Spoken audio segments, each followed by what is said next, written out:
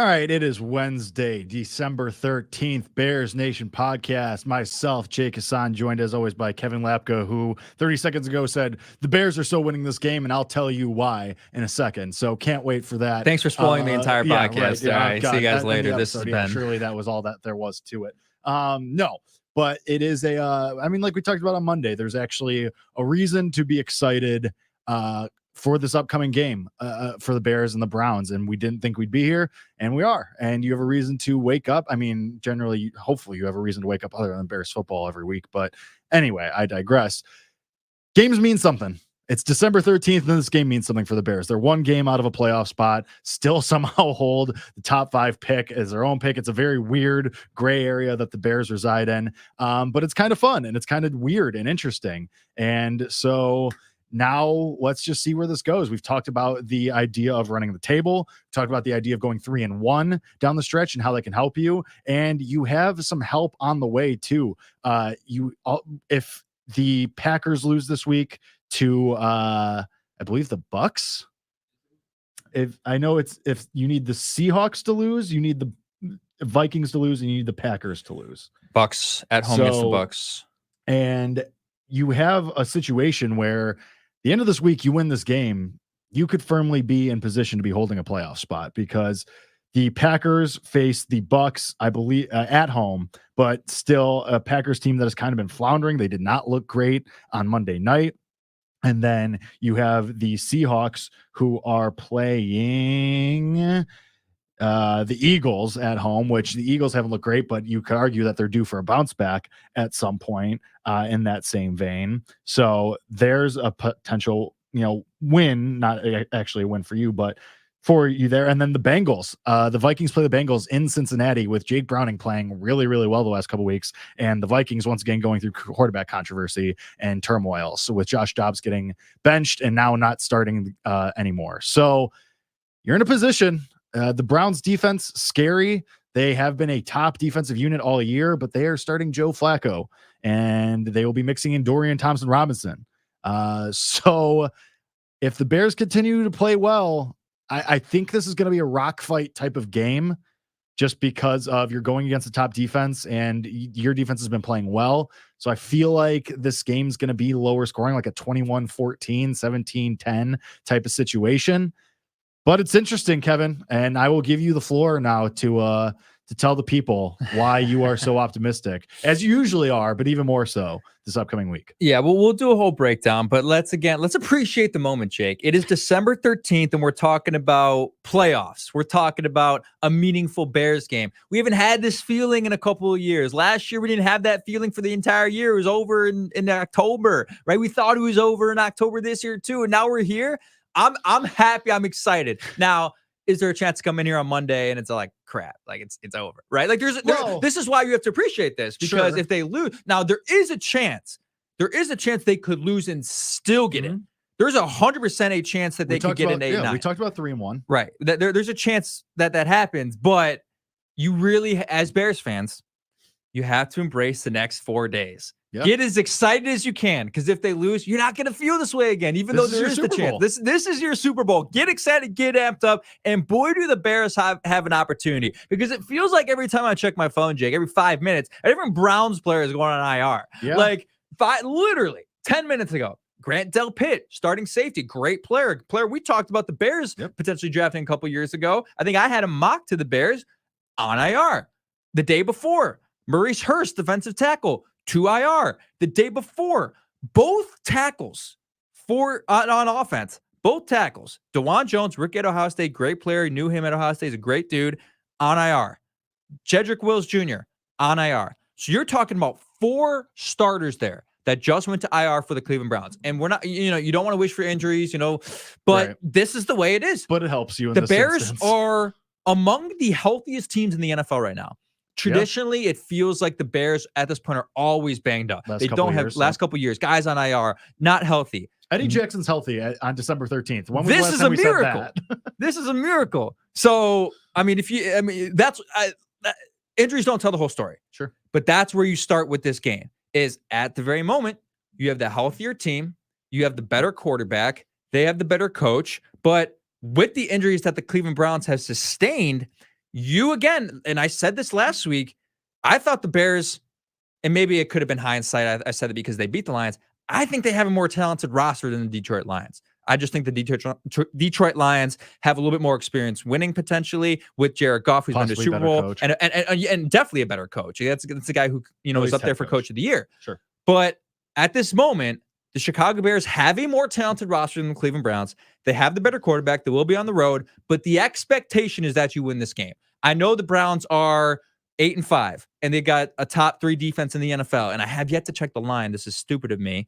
I believe the Browns are favored. Are they really? That is, I could be wrong. I will that is surprising after all the injuries. But I will say the expectation is that you should win this game, in my opinion. We'll break it down, but relish in this moment, Bears Browns fans. Favored by 3 at the moment. 3?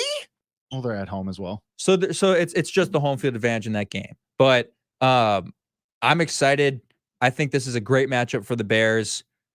And the injuries just play into the Bears' favor. So I'm excited, Jake. Let's go. We got 30 minutes here to hash it all out. Let's get after it. Where do you want to start? Where do we start? I mean, I think it starts where everything starts for this team, Justin Fields. Okay. And this is, and we talk about this is your Super Bowl if you're a Bears fan. This is Justin Fields' Super Bowl. I think if he plays well against this Browns litmus defense, test? Yeah. I mean, you have people who are out there and I've been one of the Justin Fields doubters famously. And I wouldn't say doubters, skeptics. Let's put it that way. And I think that this is an opportunity for Justin Fields because he's been playing well against defenses. The Lions have an okay defense. It's top half of the league-ish, but it's more average than good. He lit up Washington, bad defense. Lit up Denver, at the time, a terrible defense. Minnesota, okay, and then he got hurt, obviously, and, didn't play great in the Minnesota win either. So while he's played well overall, this is the true test. And I think that if he goes out there, he doesn't even have to light it up. I said it on Monday. If he puts up the stat line that he put up against the Lions and you win, great. That's awesome. Then that's a huge resounding success, especially then if he goes on to torch the Cardinals and he goes on to torch the Falcons and then he goes on to play well in Lambeau to end the year. Then there's your sample size. Freak injury, dislocates the thumb. Okay, it might, hindsight, and maybe he was dealing with a little rust in the Minnesota game. But I digress into that. This is the test. The Browns are a top 5 unit. They've been that all year long. They lost Denzel Ward. Myles Garrett's banged up, but it's still a very well-coached unit, a top 5 unit. So for Justin Fields, if he plays well, let alone lights it up, let alone throws for 300 yards or something, which I don't think will happen. Cold day in Cleveland. I think they're going to try and pound the ball, but that's the litmus test. That's the Super Bowl for Justin Fields. Yeah, and it's where we talk about the Browns being so formidable, but you look at the past couple of games that they've played, and the quarterback statistics against them. Trevor Lawrence, I don't know why he played last week. I don't want to attribute his 3 all running through his veins. Yeah, that's exactly why. I don't want to attribute his 3 interceptions to an ankle injury, but he had 257 yards and 3 touchdowns. He did have the 3 interceptions, but a good day in the air. Evan Ingram had 11 receptions, 95 yards, 2 touchdowns. We said Cole Kmet's right in that same range as Evan Ingram as a tight end in this league. And then in the week before, when the Browns got destroyed by the Rams, Matthew Stafford, 279 yards, 3 touchdowns. Puka Nakua's out there getting 104 yards and a touchdown. Like, we've talked about this Browns defense as impossible to pass on and impossible to run on. And here we are, the past couple of weeks, they've looked mediocre at best, I guess you could say. So the opportunity is there. Now, I'm not trying to set the expectations high for Justin Fields necessarily, because I don't think really? It's about for once in my life, I don't think it's about statistical performance in this game. Like, if he wins the football game, it is a check mark for Justin Fields. And we talked about, again, we've seen the good performances against teams in the past. That's not what this is about anymore. It's about winning games. Can you go into their house and walk out with a win? If you can do that, even if you do make mistakes, right? I mean, because think about the way we looked at the Minnesota game. We almost found it even because he made a ton of mistakes. It wasn't a great statistical performance, but you walked out of there on Monday night on the road with a win. If you do that again against Cleveland, another check. You would have won 3 straight games, something he's never done in his career. He never won 2 in his career in a row. This is your chance to build something, and I think it's all about the win. But I do think, if we're talking about the now, because we've evaluated all these teams through 15 weeks now, But let's talk about, and recency bias is real, but it's also it's momentum. It's the way you've been playing recently. Like, these things are real. And what's real is the past couple of weeks, the Browns defense, I wouldn't say, maybe mediocre at best was a wrong term, but vulnerable. That's the word I'm looking for. Vulnerable. And is Matthew Stafford probably still a top 10 quarterback in the league? Yes.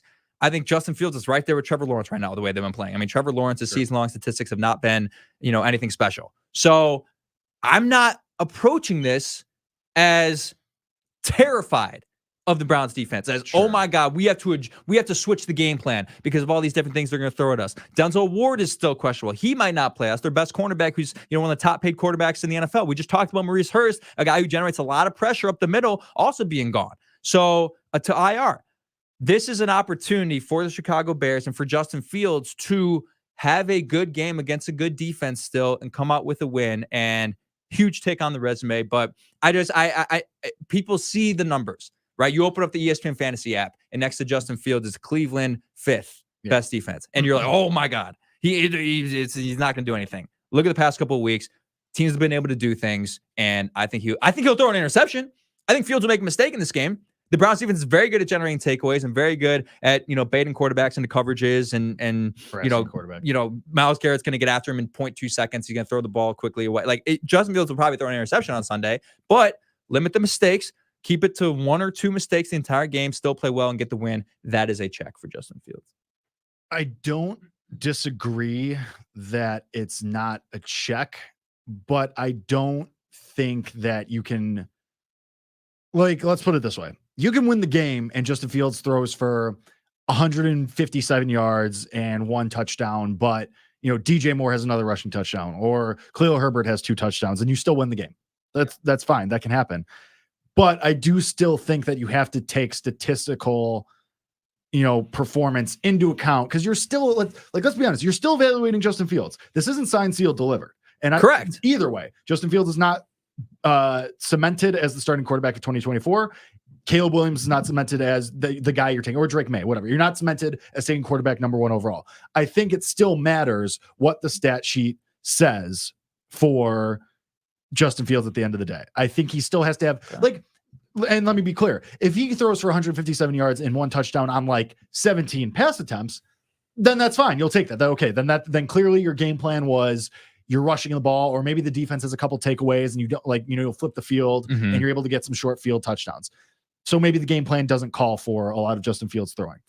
I still think that though, even if you win the game, statistical performance does still matter in this instance, because you're still evaluating Justin Fields. You're still trying to figure out if he's the guy. I know you and a lot of our listeners think that he definitely is the guy, and I still lean more towards that way after his last couple of performances, but it's not over. There's still 4 games left.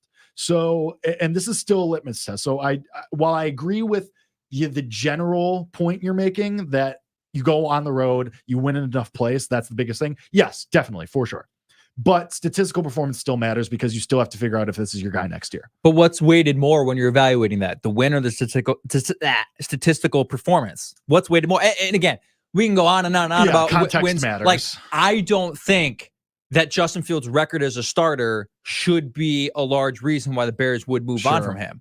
But definitely, if I'm thinking how the Bears front office is thinking, and we talked about the confetti test, and we talked about can they see Justin Fields being the quarterback of the future? They would like to see him walk into Cleveland and come up with a win no matter what happens, under any circumstances. And we talked about the fact that winning fixes everything. Even if you do have a bad stat line, it's going to appear better because you won the game. Now, if he has a game-winning drive. But it's all statistical performance matters more if they lose, because if they lose and he has a bad game, then it all crashes down. But if they lose and he has a good game, you can start to spin the same narratives we've been spinning the first 3 years. Right. What happened? Was the play calling bad? Did the defense let him down for the first time in a while? Right? You can start to think about those narratives if he plays well. So that's what I'm saying. It really comes down to win or loss in this game. But and he could have a bad game and lead a game-winning drive, and that's all anybody remembers. Exactly right. So we'll have to see how it breaks down. Let's go to the other side of the field here. Let's go to the Cleveland Browns, because I just think I don't understand the narrative around the Cleveland Browns right now. And I think Browns fans themselves, I got a ton of Browns fans, friends who are Browns fans from Ohio, right? I went to Ohio State. A lot of people there are Browns fans. And I think they've tricked themselves into thinking like Joe Flacco can win them a playoff game. I think they've tricked themselves into believing that. The way he's been playing, you can't but let's completely throw that out the window. Let's talk about this. All right. So let's talk about the offensive line before Jedrick Wills and DeJuan Jones, 2 of their starting tackles, went to IR. 28th in QB hits allowed. 28th in QB pressures allowed. 24th in sacks allowed. And now you lose the 2 guys on the end who have to, one of them is going to have to stop Montez Sweat, a guy who's playing the best football of his career. And yeah, Yannick Ngakoue today went to IR with a broken ankle. Didn't see that happen on Sunday. Yep. But that's a tough loss. But the way Yannick Ngakoue's been playing, it doesn't crumble your defense. Sure. All right. Yep. Give opportunities to Marcus Walker, Rasheem Green. We'll see what they can do. Maybe they'll sign Terrell Lewis back, a guy who had a great training camp. But this is not a good Browns offensive line statistically. And now you lose these 2 guys. Joe Flacco, I mean, this is a 38-year-old dude. If Montez Sweat, second play of the game, drills Joe Flacco into the ground, this guy didn't play football for 3 years. He didn't get hit for 3 years. If he gets drilled into the ground on a cold day in Cleveland in that grass, an outdoor stadium, first play of the game, he's not going to be the same player for the rest for the rest of the game. I can guarantee you that. So I seeing ghosts, and I think the Bears. He's been fine against the blitz, but I think the Bears are going to dial some things up early and say, dude, we're gonna pummel you. We're gonna put you on the ground. Even if you do get the ball out, we're gonna push you, make sure we don't get roughing the passer. But this will be a litmus test for Matt Eberflus too, because can he notice and identify these weaknesses that the Browns are dealing with and game plan for that? Can he I think this will be a good test for Eberflus too, because it's like, okay, we can see these things. We can see what the Browns are dealing with and what you should do, how you should attack those. Can he?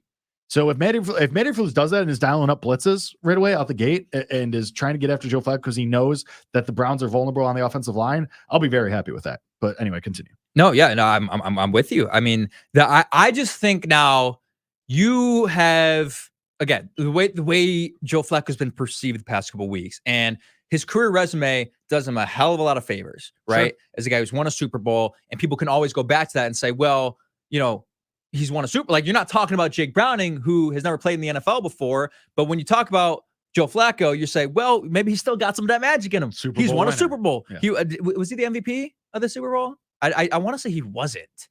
I'm not sure. But anyway, right? He's been there before. He's done it. He's been in the league a long time. But let's look at these last 2 games, because again, I still think people perceive the Browns as like a top 10 football team in the league. Oh, the way they're playing. MVP. He was MVP. Yeah, I guess that makes sense. I don't know. Jacoby Jones, I think, would have been the only other option. Did he return a kick in that game? He did. I believe he did. So Jacoby Jones snubbed for MVP in that game. Nonetheless, 2 weeks ago, this same Browns team, I believe at home as well, lost 36-19 to the Los Angeles Rams. 36-19. His first game. Game, sure. But fine statistical game. Joe Flacco had, I think he had like 280 yards. He had an interception and touchdown. So, he's serviceable. So then, that's a 24th, that's a 22nd ranked pass defense in the NFL and the Rams. So then he plays Jacksonville, the 30th ranked pass defense in the NFL, and he kind of carves them up a little bit, right? A couple touchdowns, still throws an interception, but the 30th ranked pass defense in the NFL for a guy who's been around, they had a good game plan for him. All right, all things are jolly and great. And you barely sneak past him after throwing after intercepting Trevor Lawrence 3 times. You only win the game by 4 after winning the turnover margin by that much. That is rare. We talked about with the Bears against the Lions the first time. It's rare to lose a game in which you dominate the turnover margin. Sure. And the Browns came in and they beat the Jaguars 31-27 despite winning the turnover battle, but they almost should have lost it. So you're getting to this point now where, okay, 2 pretty easy pass defenses. Now you play statistically a top 5 pass defense in the NFL, a pass defense that since signing Montez Sweat has gotten the second most takeaways in the NFL, right? They're generating a hell of a lot of pressure, and they're I think they're allowing the 5th least yards per game since signing Montez Sweat, and I believe the 5th, and they're 9th in points per game allowed. So this is a good Bears defense. We talked about this. How many quarterbacks this year? This has been an insane year for quarterback injuries, right? It's like every week guys are going to IR. Yeah. And at the same time, every week this backup comes in and he does something magical. Hell, we saw it with Tyson Bagent, right? Yeah, It's happening every week. Jake Browning, Tyson Bagent, Josh Dobbs. So what happens? These guys come in for a couple weeks. They bait the entire fan base in the league into thinking they're good again. And then once teams have Jake Browning might be good. Jake Browning, okay, maybe. We'll see. But maybe you can make that argument. But once teams have a couple 2 to 3 games of film on that player in this specific offense, it comes crashing down and burning. And that's exactly what's going to happen on Sunday. The Bears have 2 games of film now with Joe Flacco in this Kevin Stefanski offense, understanding exactly what they want to do, a one-dimensional offense where they're going to try to run the ball against one of the top 3 rush defenses in the NFL and the Bears, and the Flacco experience is going to crash down and burn. That is what I see happening in this game. He's thrown an interception in both games. I think he's going to crumble. I think this Browns offense is going to crumble. They don't have playmakers aside from David Njoku, and Amari Cooper is a shell of himself. And is he even active? I feel like Amari Cooper's been injured. But yeah, I don't think so. This is just, I mean, do you kind of see what I'm saying here with the Flacco experience? The magic is going to run out. Yeah, I mean, you're right. You're absolutely right about, we've seen this where quarterbacks have a run, people start talking about them 2 or 3 games, and then it all comes crashing down. I hope that doesn't happen to Jake Browning, because if CJ Stroud's going to be out, I need him to take my fantasy team to the championship. I digress. And I'm going to be honest, my heart is torn here, because I may have bet Joe Flacco comeback player of the year at a big price before it came crashing down to 20. So, you know, I personally would like Joe Flacco to have a good game, but the Bears to still win. That would be very helpful for me. I realize that I'll probably only get one of those things. But no, you're right. And like you said, I mean, Joe Flacco was auditioning for TV. Like he was actively calling NFL Network and ESPN, be like, hey, can I get a desk job here? Can I be on TV and be an analyst for you guys? Like, he was looking for something to do, and then the Browns were like, hey, you want to loft some balls to Elijah Moore down the field? Sure. And that's what he's doing. And you're right. I think that the biggest thing here is kind of what I talked about earlier. Can Matt Eberflus identify the weaknesses of the Browns and make Joe Flacco uncomfortable? Joe Flacco's 1,000,000 years old. He ain't running out of the pocket. No. Like, that's not a thing that's happening. No. So can you contain, you know, like the play, the touchdown to Elijah Moore? He slipped past everybody and he was wide open. Joe Flacco just happens over the defense, and Elijah Moore walks in, and he barely caught it anyway, because that guy kind of stinks. But I digress into that. I don't know why I keep saying that a lot today, but anyway, whatever. Can you stop that from happening? And like you said, the Bears pass defense has been really good lately. I don't think Jaquan Brisker is letting Elijah Moore slip past him for a wide open touchdown. I don't see that happening. I don't think Tremaine Edmonds is letting somebody just wander over the middle of the field and get whatever they want. That doesn't sound like something that's happening to me. Can Matt Eberflus make Joe Flacco uncomfortable? Can he say, okay, both their tackles are out. Doesn't matter that DeMarcus Walker is going to be one of your edges. Can you get to the quarterback? Theoretically, you should be able to, because he can't move. Their offensive line is completely banged up. And like you said, you have Montez Sweat. I think Montez Sweat has a potential here to have a huge game. Not that he hasn't had big games in the last couple of weeks, but I'm talking about like score a touchdown. You know, I'm talking about make something crazy happen, you know, and flip the game in your favor, maybe even off the bat. So I definitely think the opportunity is there. I definitely think that you have the players to make it happen. It's just a matter of, can you game plan for it? And like I said, this is going to be a test for Matt Eberflus and his coaching ability here, because we can see it. So if he can't capitalize on it, that's an indictment on him. Yeah, 100%. I mean, it just favors them in so many ways. And I don't think the Browns are going to watch the film and test the Bears down the field. They might take a couple of shots, but you got to imagine this is really just, you know, a dink and dunk, ground and pound strategy for them. But the luxury the Bears have is Amari Cooper is healthy. I don't know why. I think he was hurt earlier in the year. He had 7 receptions for 70 yards last week. He's still a shell of himself, in my opinion. He's not explosive. Elijah Moore can be explosive, but you famously wanted him on the Bears, though. Who, Cooper? Yeah, a couple of years ago. And right now, the forecast for Cleveland on Sunday is mid-40s and rain. Yeah, exactly. That's perfect. Yeah, exactly. And I'm not afraid. David Njoku is a really good. I like David Njoku. Other than him, guy burned his face off earlier in the year and is like still playing at a high level. Just incredible. What a story. Good for David Njoku. Comeback player there. I don't know about that. I don't think that qualifies. But you love this award. This is your favorite. No, I hate it. Actually, I hate it with just my bet Damar entire Hamlin being. and call it a day. Okay, like At minus 500. No, thank you. It's not that hard. But I'm not scared of any of these wide receivers with the ball in their hands, right? So if your strategy is, hey, let's get the ball out quick, we're gonna run hitches and we're gonna run out routes and we're gonna say, hey, Amari Cooper, make guys miss. Well, guess what? You got two leading tacklers in the NFL and T.J. Edwards and Tremaine Edmonds who fly to the football. It ain't happening. You aren't getting yak on this team the way they're playing right now. I mean, this Bears secondary and this Bears linebacker core has flown to the ball. Everyone's crashing down. It's one of the main attributes of the Bears defense is everyone's really fast to the football and making sure that guys aren't getting down the field, and their tackling's been pretty good too. So look, I just the magic's going to run out, in my opinion. I could be wrong. Joe Flacco could elevate his performance. He could look better than he did last week, and he could really be, a Nick Foles-esque type story and win a playoff game. Sure, but from everything that I know, I think that's going to be the case. So let's get to some bold predictions and some game predictions here. I'll start with you with a bold prediction. I got a really bold one, but what do you got? Offense, defense, whatever it may be. We haven't done these in a while, so. Yeah, we haven't, as I was out. But no, I have two, one for each side. I alluded to the first one a little bit earlier. I think Montez Sweat gets a touchdown. I don't know if it's a fumble recovery or I don't know if he strips Flacco and takes the ball himself. Maybe it's an interception. I think Sweat has a huge game. I'll even add to that. I think Sweat has 2 sacks and a touchdown. I think it's a huge game for him. I think it really entrenches him as like the leader of this Bears defense. And we start talking about you finally have your captain after a long time. You have your guy that is the face of the defense because he's vocal too. Like Khalil Mack was that silent leader. Like Montez Sweat is in everybody's face. He's out here being like, yeah, this is my defense. So I think Sweat has a huge day. I'll say 2 sacks and a touchdown for him. And I don't know how bold this is, but I'm going to say that Fields takes care of the football. Okay. For a second straight week, no turnovers. Okay. I'm going to say, you said you think he throws an interception. I'm going to say no turnovers for Fields again. That's another thing in the evaluation of Justin Fields for 2024 that we need to see.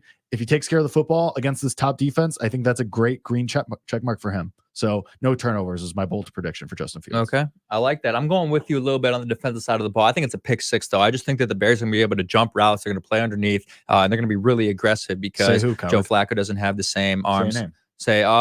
Let's do the man who deserves his. Actually, let's do Kyler Gordon because I can see a little bit of a jump in front of a route on the slot, kind of like he did against the Patriots. Remember last year, a play like that, little just jumps and out route. Obviously, we know that Flacco doesn't have zip on his throws, and I just think the Bears are going to be able to bait him into some easy coverages, and it's just a good matchup for them. So I think the Bears get a pick 6. And my other bold prediction, this is really bold.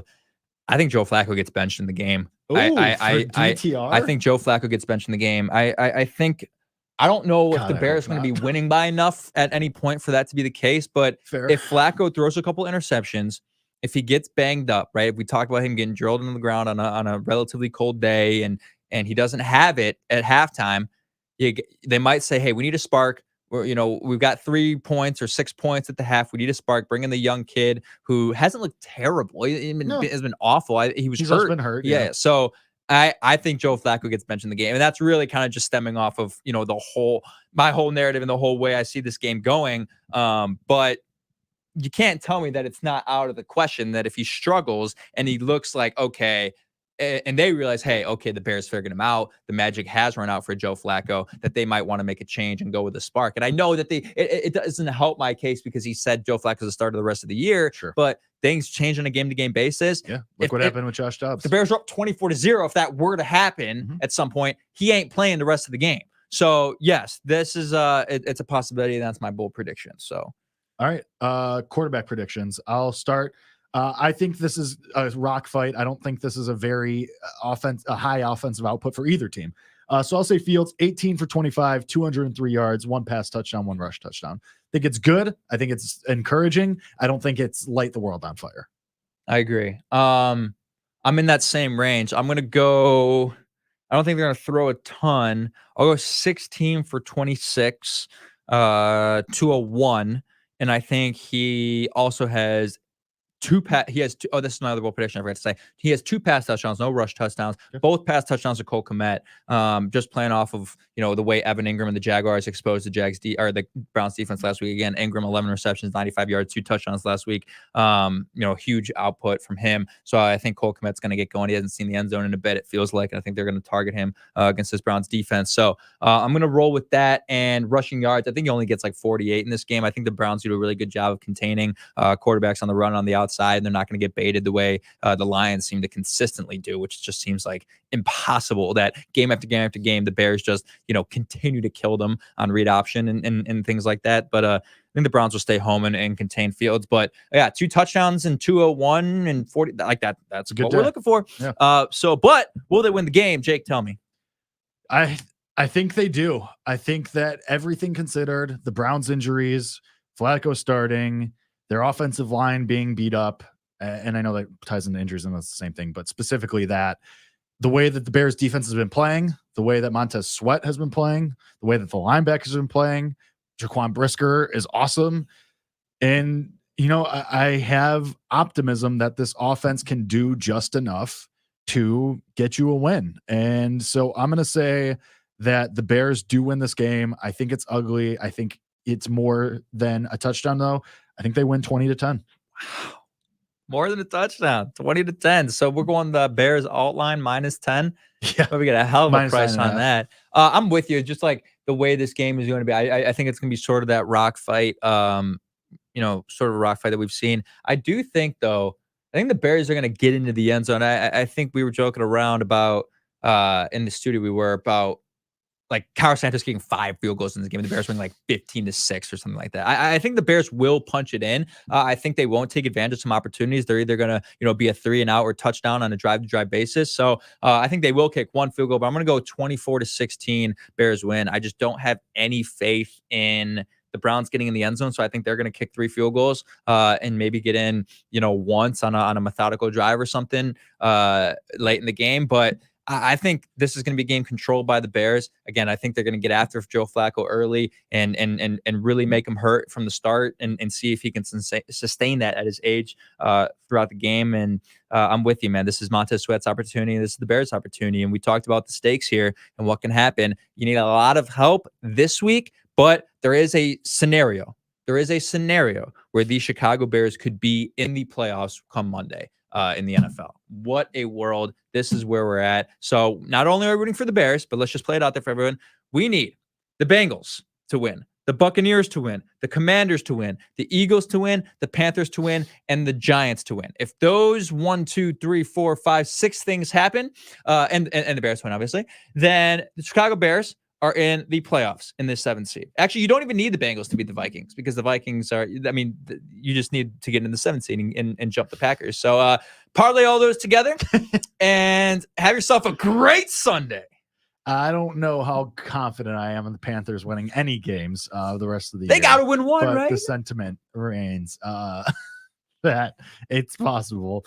But if you like the Bears to win, the alt spread -9.5 is 5-1. The Browns fans are in the chat, Jake. And the Browns are 6-1 at home. But yeah, situations are situational. That's like you have Joe Flacco on a banged up offensive line. Also, how do fans of opposing teams always find this? They just because I don't know. It just shows up always every week. It's Don Purr's in here. It's every time. That's hilarious. Appreciate the comment from the Browns fan, regardless. That's fair. The Browns are 6-1 at home, but it's you have Flacco on a banged up offensive line in a game that's a rock fight and a Bears team that's playing well, playing better. So it could be we could be wrong, could totally be wrong, but it's just this is a Bears podcast, famously, so that's why we're predicting this. But this has been Bears Nation Podcast. We'll be back on Monday to break down the game. Maybe we're talking about the Bears in a playoff spot. Who knows? But regardless, we'll break it all down, what we saw, what we didn't see, our hopes and dreams going forward for this team. So join us for that. Until then, for myself, for Kevin, this has been Bears Nation Podcast. We'll see you Monday. And as always, bear down.